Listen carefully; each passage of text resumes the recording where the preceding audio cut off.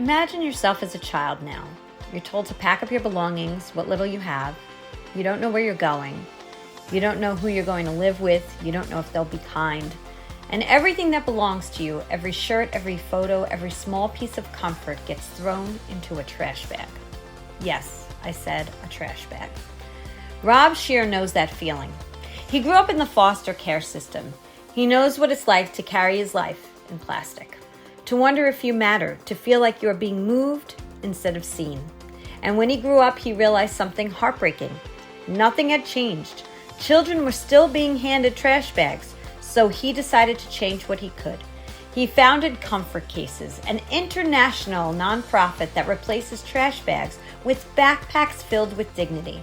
Each child receives a brand new backpack, a stuffed animal, pajamas, hygiene products, books, comfort items, not just supplies, but a message that you matter.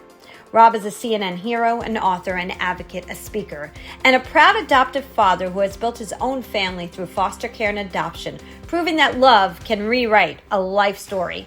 His work has been featured on HBO Max, where cameras visited both the Comfort Cases National Center and the Scheer Family Farm in Montgomery County for an episode of Somewhat Familiar with host Pedro Andrade, showcasing not just the mission, but the heart behind it.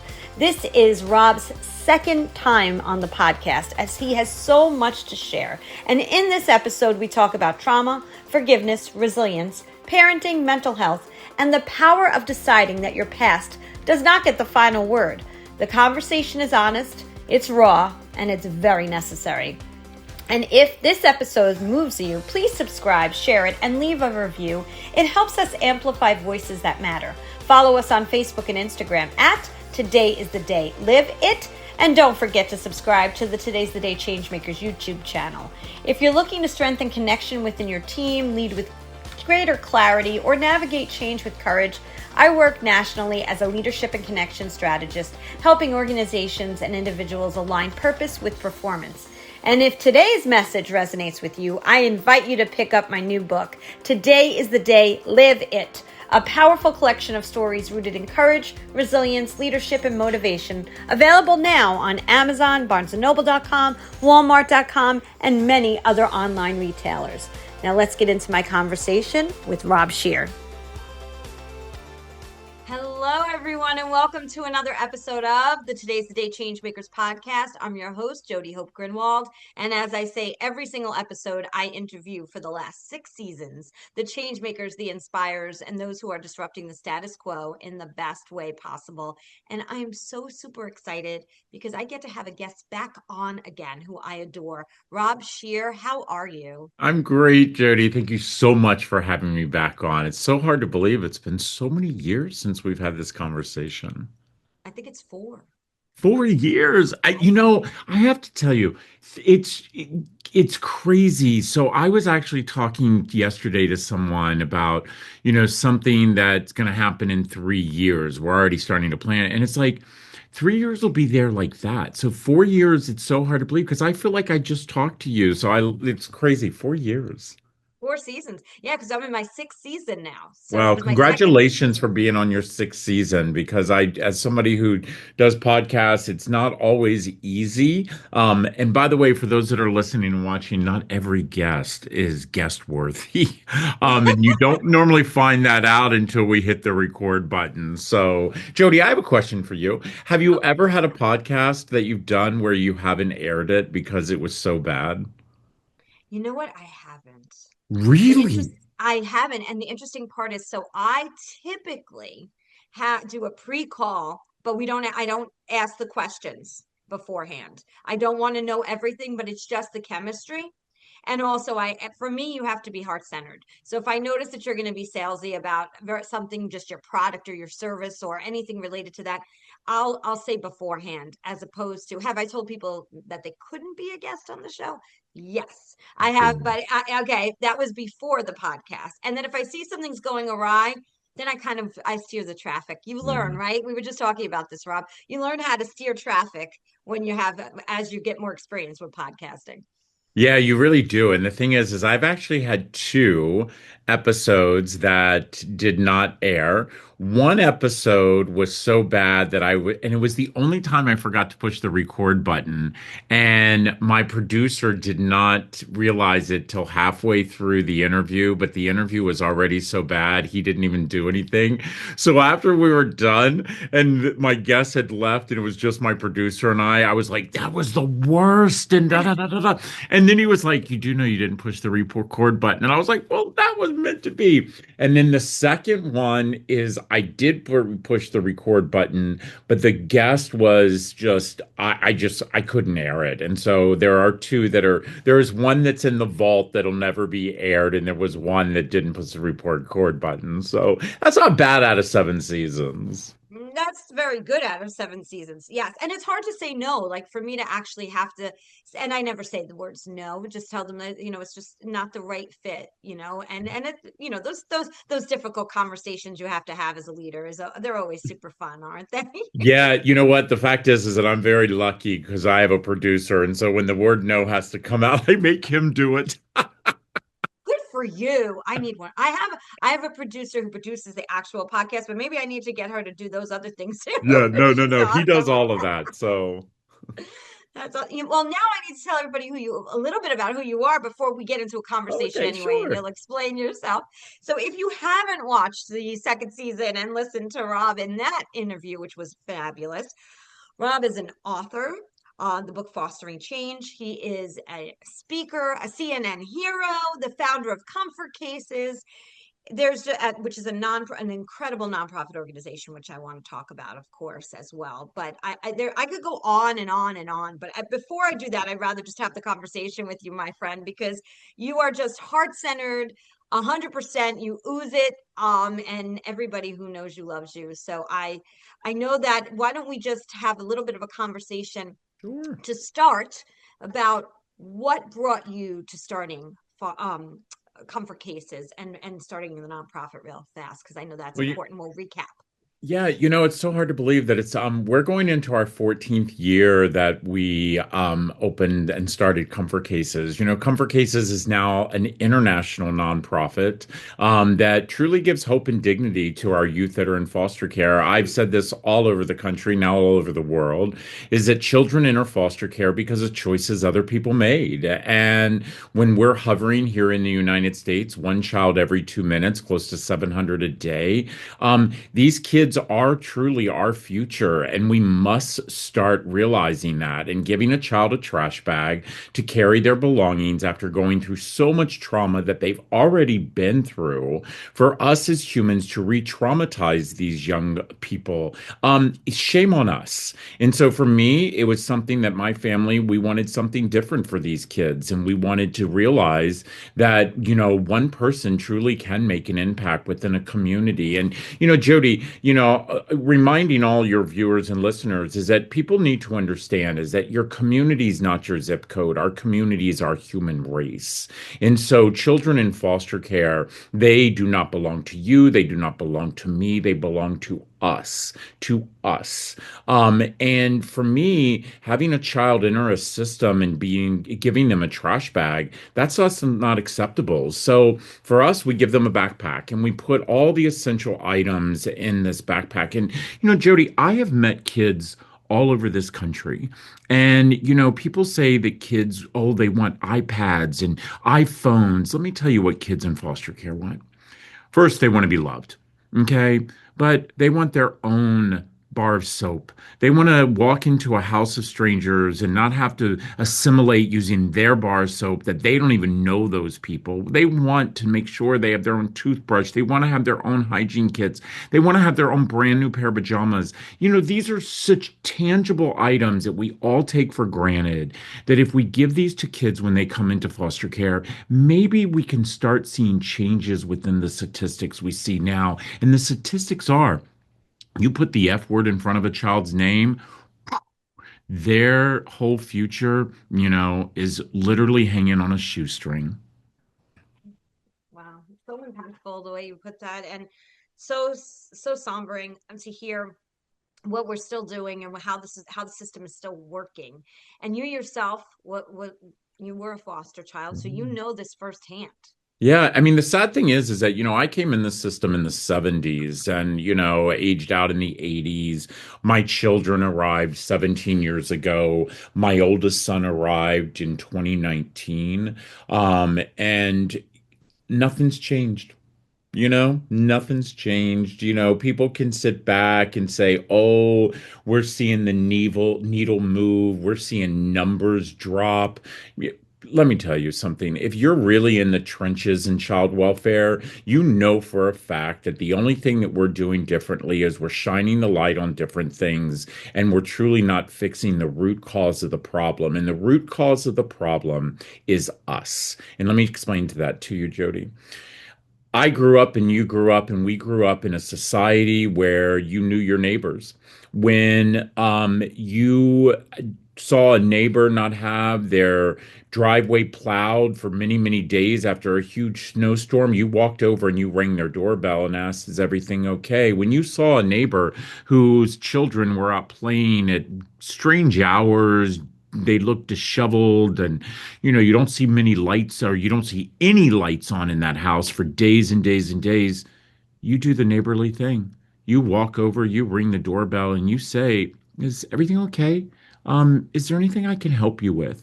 No, we have forgotten that. Instead, what we do is we pick up those things that we seem to put our face in front of, which is our cell phones, and we call CPS. We call the police. We turn the family in, and we don't even know what their story is. Why? Because we have forgotten why our forefathers built communities, and they built communities for us to take care of each other. And so now what happens is we have 64% of kids who enter foster care enter because of one word, and that word is neglect. Neglect is defined as poverty. Mom leaves her 5-year old home with her 12-year-old because she cannot afford daycare. She is still going to work. She's trying to put food on the table. And instead of us coming in and supporting and helping this mother, we call CPS and they take her kids. We see this in our country every single day. And so we pay a stranger to take these kids in foster care, but we can't give that mother a lift up and help her pay daycare, or help her pay for her electric, or help her realize that, you know what, she doesn't have to do this on her own. And for anyone who doesn't realize, we all have fallen within our life, every single one of us.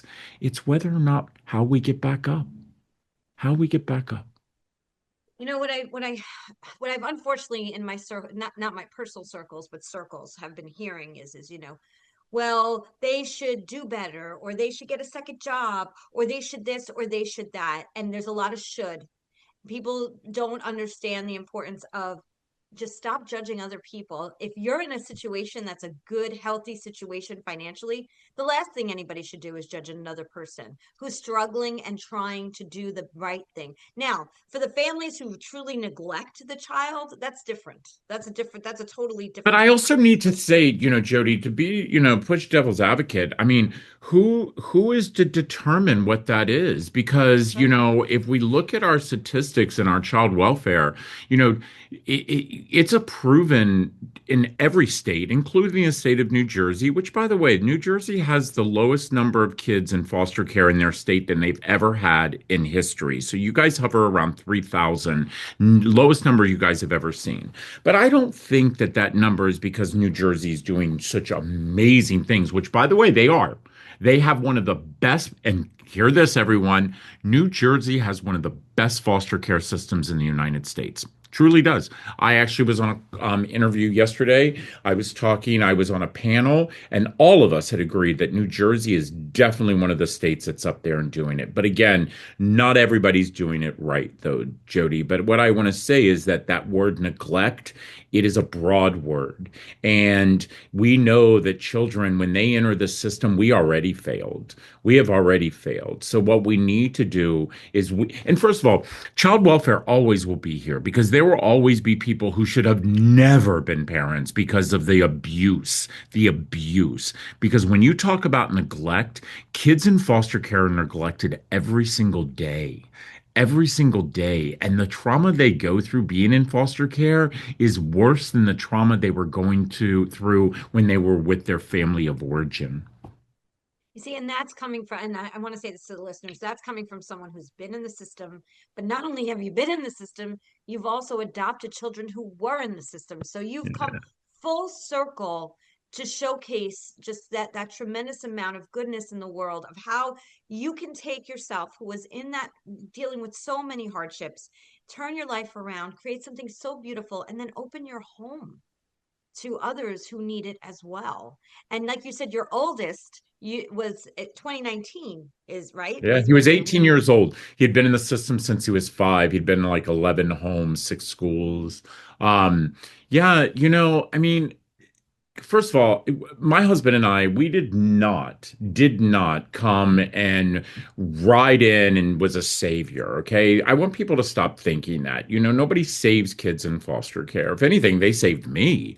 But the thing is that our children, they had a life story that started before they came to us. Their life book, they had pages and chapters in it. And I think that we all need to understand something is that, you know, has it been hard having kids in foster care? It's been hard being a parent in general, and that's been hard for everybody, by the way. If you go and look across it's hard no matter what. Whether you have children that you have birthed, whether it's children you've done in surrogate, whether it's children you've done through it, parenting is not an easy thing.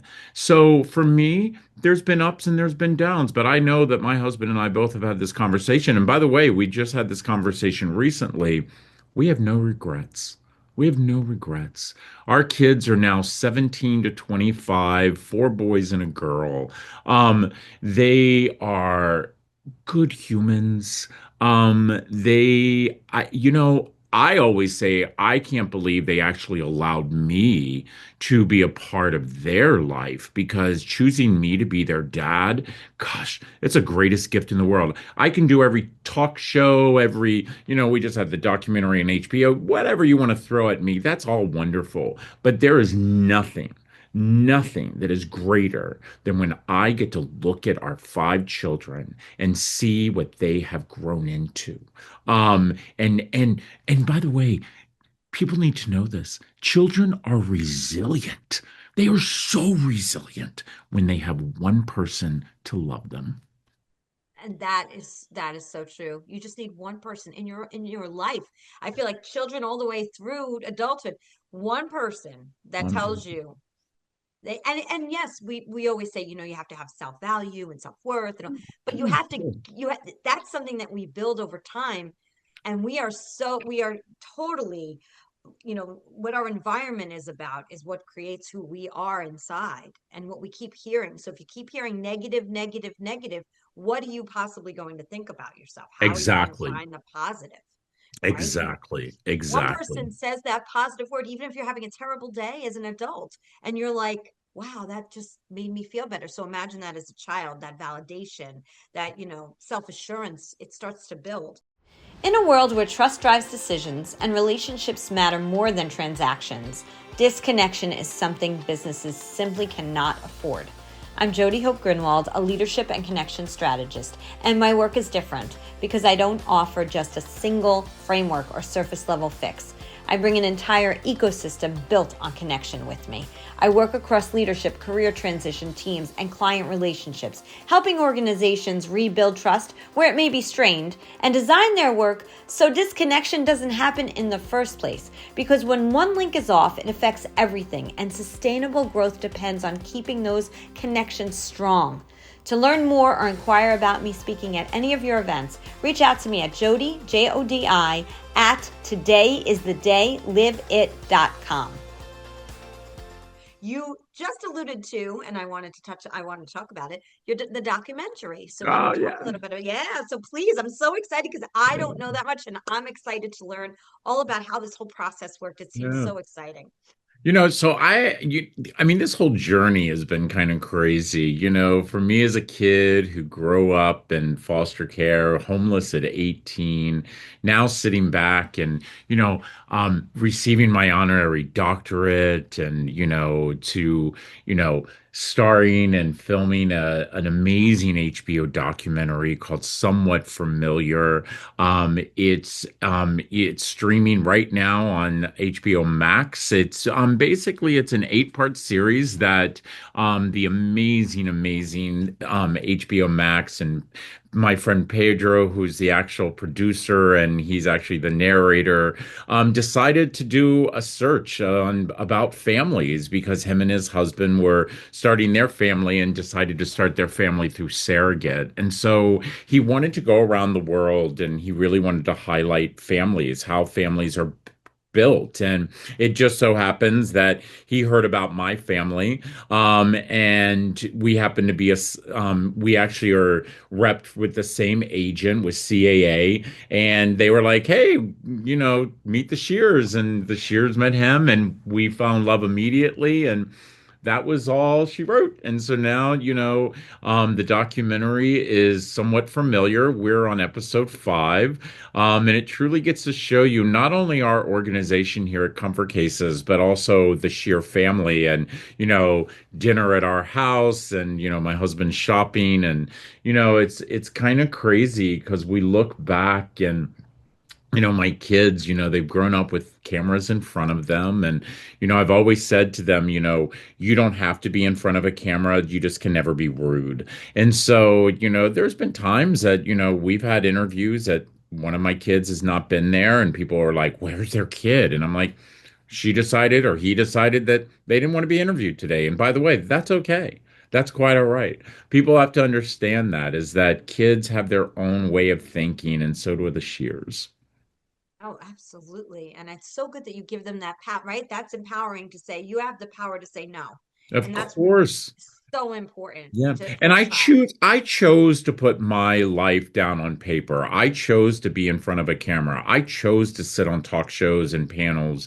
My children, and especially now that they all of them but one are 18 and older, I even asked them to like I'm getting ready to do an interview, and one of the things we're going to talk about is one of my sons and something that we had a difficult time. And so but before I would even allow that to be spoken about, I actually went to my son and I sat down and I said, hey, dad's getting ready to do an interview and this is the questions they want. And, it has to, some of the questions pertain to you. And, and so my kids have an opportunity to say, you know what, dad, I don't want to talk about that. Or I don't want you to talk about that. And that's okay. That's okay. Yeah, see, and that's beautiful right there because you're giving them that ability to, yeah, and also in their life by sharing by saying that to them, they also then when they are on their own can learn to say no and feel empowered to do it because I was even able to say no to dad about something Yes. that was very Yes. personal. And you know what? I always remind my kids is that they're dads. We're humans too. We make mistakes. We are not always right. There are, and I wrote about this in my memoir, and we still do it, is where we have a time that the kids are allowed to sit down with us and they're allowed to say anything they want and there's no repercussions. So they're allowed to say, you know what? I don't like the way you spoke to me. Or I don't like the way that you handled that situation, or and it's okay because what it teaches our children and who now are our young adults is that every one of us are human. Every one of us make choices that we are not proud of. But every single one of us, as long as you have forgiveness within your heart, every one of us can move on. And I think that's something that's so important that we all must know is that forgiveness is never about the other person. Forgiveness is about the power of yourself. So, when we make mistakes, when we don't do exactly what needs to be done, it's okay to have those mistakes as long as we realize the mistakes and we try not to make them again. But yeah, it's something that I think is very powerful for families is the inter forgiveness between each other. So let's say there's a listener right now who is hearing this, someone who is, through the system, a young adult, says, Yeah. "Wow, Rob's got something special. I don't have that in me. Like, to turn my life around. I don't know how to get started. I don't know where to begin. I don't have someone that cares about me like maybe Rob had at at the other side of this." What advice do you have for that person that may be listening? First of all, I have to say to each and every person that's listening that has been touched or in the foster care system is that you are the person who writes your life book. You are the person who decides when the period goes at the end of a chapter. You are the person that gets to decide whether you blame the system or you change the system. But what I want people to understand is, first of all, we are not a product of our environment. We are not. We are a product of choices, of choices. And so, what I want young people to know, and even people who are adults at my age, and I'm 59, that still are having problems accepting the fact that they were kids of the system. This is what I want people to understand is number one, you got to stop blaming the system. You got to get in and you have to start changing the system. Number two, you got to forgive and move on. Because if you don't forgive and move on, you will never heal. And by the way, I'm very, very public about my mental illness and, my drug addiction and my forced suicide attempts all before I was 24 years old because I couldn't figure out how the hell that I was supposed to get past all of this weight of failure within me when at the end of the day, I didn't fail. You know what? I didn't fail. And by the way, my community didn't fail me. My community wasn't educated about me. They weren't educated about kids in foster care. So, what I want kids to know is that you have that grit. Go inside of yourself, pull it up when you didn't think you could, and push it forward. Because I know for a fact that when you do that, you actually move forward. But remember this, and I hope everybody can take this away and put it in that little box in your head. When you're sitting in a vehicle, in that car, you look in that mirror, that window in the front. It's huge. Your front, and then you look and you have this little rear view mirror, and it's small. Let me tell you the reason why. That windshield in front of you is your future. You should be looking at that as big as it can be, but you should only be looking in the rear as small as it could be. And that's why our rear view mirror is so small. So people need to know what was in the past is so small. It's what's in your future that's so large. I think I could just listen to you talk all day. Like, I mean, like, I really do. Like, I just want to be wherever you are. And it's like, I love you, Jodi. You're so sweet. That's so kind of you. it's like, you had me at hello. I'm just like, okay, just keep talking. I don't need to say anything. Why am I here? It's just, I mean, that's the thing is inside of all of us, we have the same components. It's what we choose to press the button on to utilize. And Yes. I love the whole metaphor of the big windshield Yeah. moving forward. And it's hard. We get so stuck in the Love. past and we play the That's why we have role. accidents. That's why we have accidents because we're not looking forward like we should be. We're too busy looking in our rearview mirror, and that's why we have an accident. If we would sit and look at our forward, and by the way, yes, there are times in my life at 59, and by the way, I love Dr. Rich, my therapist. I see him every week and I love him, but there are times that I even have a pity party, okay? And that's okay. It's okay. It's okay to wake up some days and be like, I'm just not feeling chipper today. And it's okay, but what's not okay is that you stay down. Right. Okay. That's not okay. And so, and even when it's hard, and by the way, I know depression. I know depression, and I thank the doctors for having medication to help us with those of us who suffer from it. But I know there are hard days, and I want people to know that I get it more than some people realize. Um, Got to give yourself grace, Jodi. Every one of us. We must give ourselves grace. And we are in such a time within our lives. Society has changed on us. We are seeing change that we don't like. We're seeing things happening to our neighbors, our brothers, and our sisters that are really affecting us. And it's hard. I get it. But at the same time, you can't stay down. You can't. Yeah, it's true because I've been talking to a lot of people and they'll be like, I'm really stressed out with all that's going on in the world. And they're very, very and I suffer with depression too. And I like you, therapy, medication, the whole thing.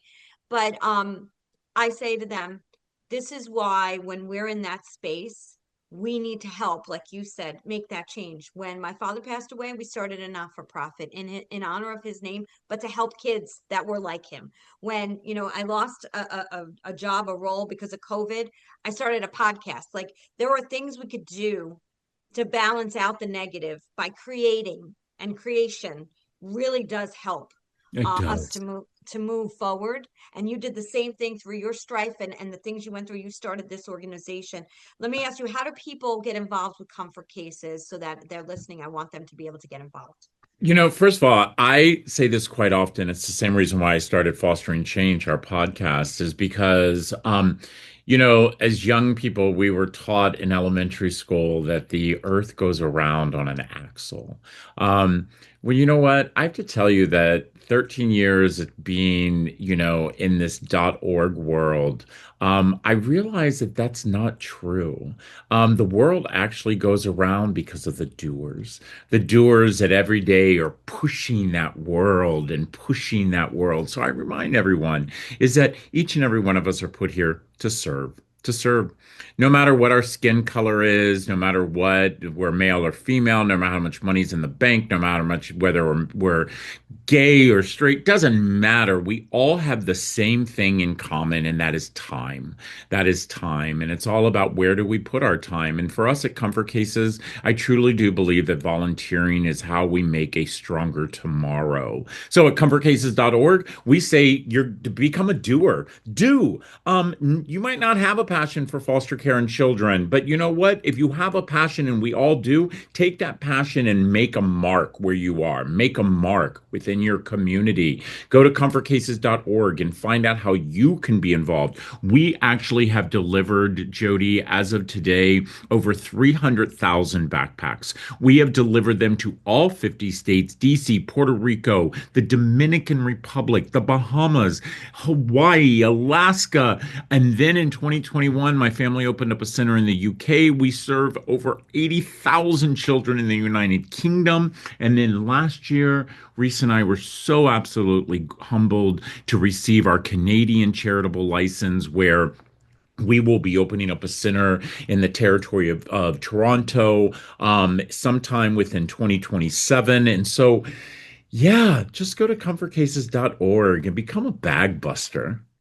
I love that. So become a bag buster. I love that so much. And you just alluded because my next question was going to be, what is next? I mean, you've done so much between CNN Hero, all the things that I mean, seriously, it's like, so what is next, Rob? What have you left out? Because everything has been touched, I feel like. You're incredible. I have to tell you, Jody, I literally pinch myself most days and like, wow, this is my life, and I don't know what's next. There's always talk. There's talk of a second book. Our first book was amazing, and the only thing that's pushing me for a second book is that my fifth child wasn't in our first book, and there's so much to tell about Alex and his journey and how much we just love the fact of him being a part of the Scheer family, and then also raising teenagers, and now teenagers that are young adults who how to maneuver that, they're living at home and dad and dada are still taking care of them, but they are technically adult. It's like I said, you have adult daughters, you get it. I do. But also, you know what? You have a lot of lessons in your parenting. I love what you said before, and I think so many parents could benefit. is, listening to your children openly without any, repercussions of what they want to share. Even if you don't feel that they're right, just let them spew out those feelings that they need to provide to you. I mean, for me, I worked so much that now that my kids are older, they share with me, I really wish you didn't. I really Yeah, wish that you would have spent the time or looked up from your computer when we were showing you something. And I feel always guilty about it. But if I would always. have known that back Always. then and really heard them because I was really listening. So I feel like you do. I mean, I read your first book and wow, did you take us on a ride. I highly, Forever Family. I definitely, you need to read Rob's book. It's absolutely incredible. He takes you on the journey. You feel like you're there with him through his childhood. Incredible. So I'm ready for your second book, Rob. If you're ready to write it, we're ready to read it because you've got so many great just things through parenting and all that you've done, but also what's important that you do is you provide hope. And that's what people need. You can keep going if you have hope. I agree. I agree. Hope is so, so important. And we all have it. We just have to see it. See it. Jodi, thank you. Thank you for this platform. Thank you for the 6 seasons that you're doing. What you're doing is lifting those up. And, I say this quite often to people is that you are actually doing exactly what all of us should be doing, and that is educating our community. And so, realizing all of us are different. And, but at the end of the day, we're all the same. We're all the same. And that's what we must realize is that whole thing where we're connected is how tomorrow's brighter. So take care. Enjoy the rest of your day, Jodi. And I hope we talk again soon. Oh, I do too. Thank you so much, Rob Scheer, for sharing all of that. Connection is at the core of everything I'm about. So you just said my magic word that I love. And so everyone, if you are listening, please follow us on Facebook and Instagram at Today is the Day. Live it. Make sure you look up Comfort Cases as well. And Rob Scheer, incredible. And don't forget to like us and comment and stream. And we're here for you. And if you're a change maker, we'd love to share your story as well. I'm going to say what I say at the end of every single podcast. Today is the day you cannot go back to yesterday, and you do not yet own tomorrow. So, what small or large steps are you going to take today to get yourself closer to your goals? Have a great week, everyone. Thanks, Rob. Take care.